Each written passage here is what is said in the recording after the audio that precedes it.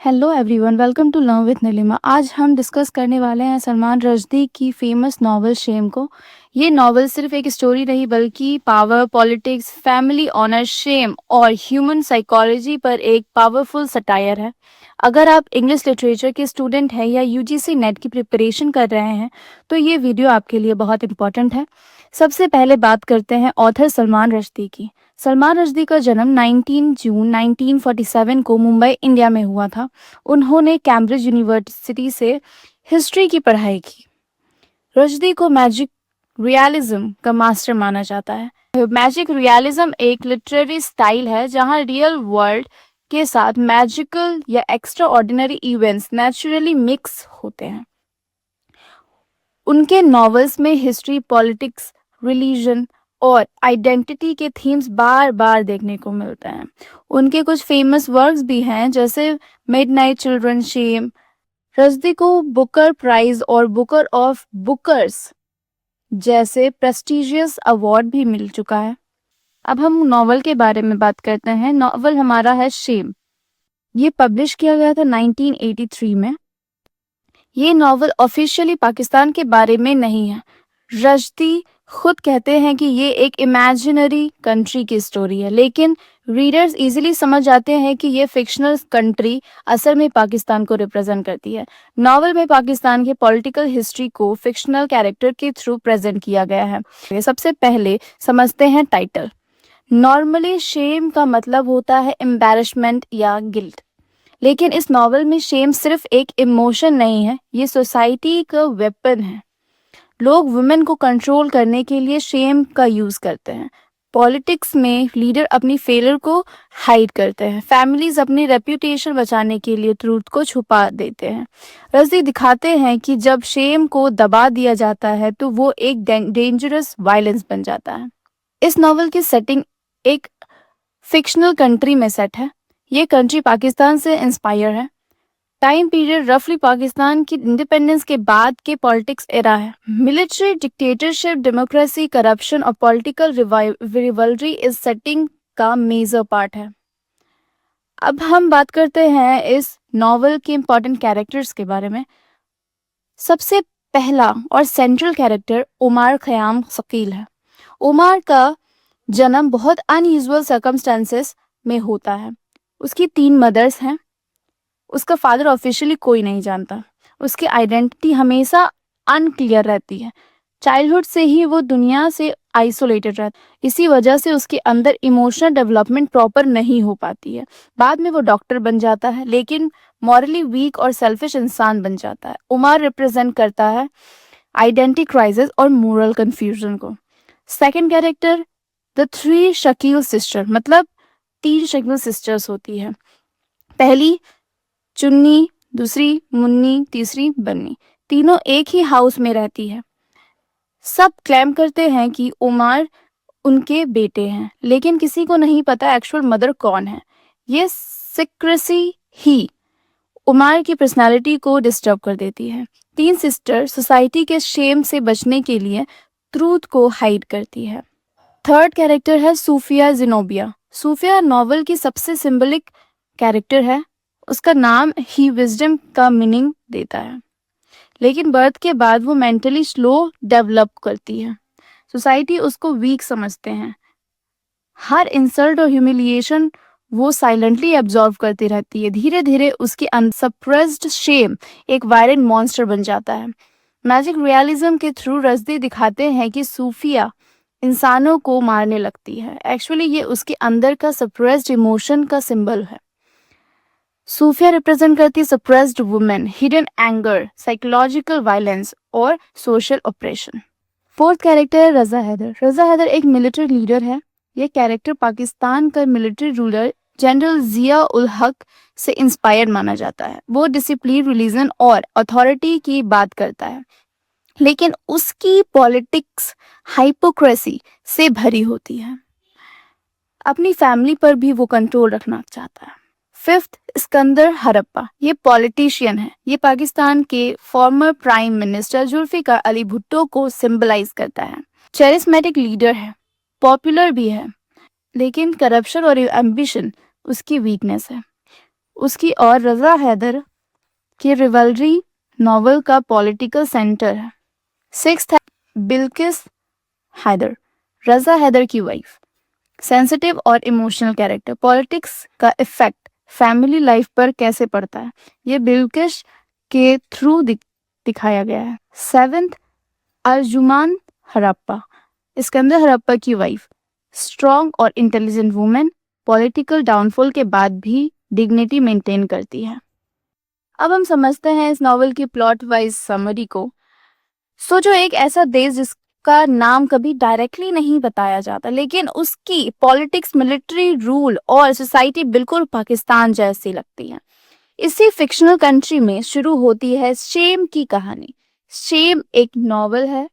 सबसे पहले हमें मिलती है 3 अमीर बहनें, ठीक है, चुन्नी, मुन्नी और बिन्नी। तीनों अनमैरिड है और सोसाइटी से अलग एक बड़े महल में रहती है।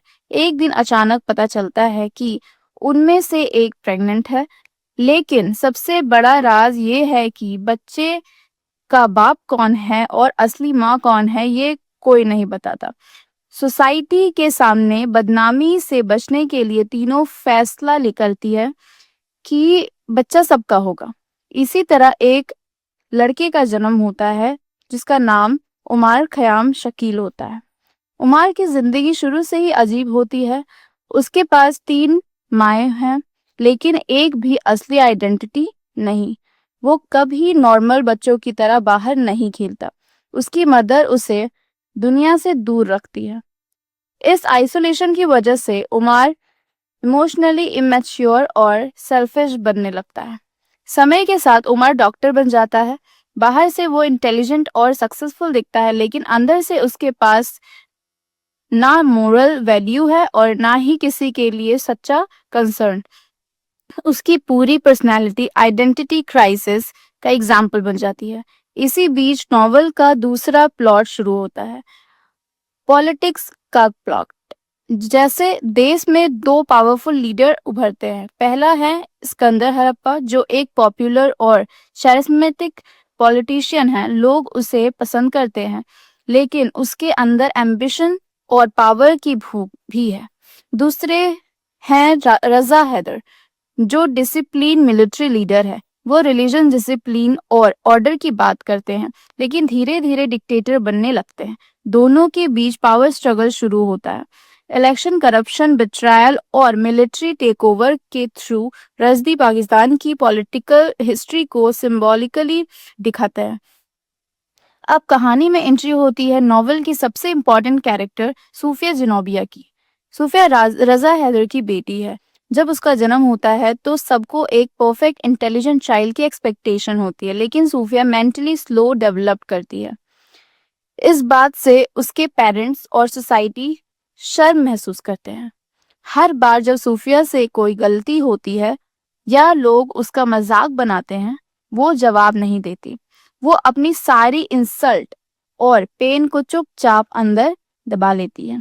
यही से नॉवल का मेन आइडिया शुरू होता है।